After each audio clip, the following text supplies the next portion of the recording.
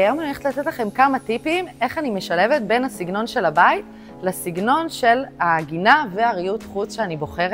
אני לוקחת ואני חושבת איזה סגנון יש לבית. לדוגמה כאן, הסט הזה הוא סט שמבחינתי מייצג יותר את המים, אם זה בית שיש לי בו בריכה, בתים שיש לי בהם מרחבים, או שבית שנמצא עם נוף מול הים, אם זה בצבעים הלבן והכחול, אם זה הטקסטורות, אם זה הספות האלה שהן יותר פלאפיות, כמו הפופים שאנחנו יכולים למצוא בבתי מלון. עוד דבר שאני מאוד מאוד אהבתי בסט הזה, שהוא בעצם מודולרי. אנחנו גם יכולים להפוך אותו לאיזושהי ספה כזאת גדולה, אנחנו יכולים להפריד אותו, אנחנו יכולים חלק לשים לצד הבריכה, ואנחנו יכולים חלק להפוך אותה ממש לאיזשהם מיטות, וזה נותן לנו את המשחק ואת החופש שבדרך כלל יש לנו בבתים מאוד מאוד גדולים. הסט השני שבחרתי מייצג יותר את המדבר, אנחנו יכולים לראות את זה בצבעים, הצבע חמרה הזה שהוא בין כתום לאדום לחום, שממש מתאים לאווירה, אבל הוא קצת מקפיץ לנו את המדבר שבדרך כלל בצבעים רגועים מדי,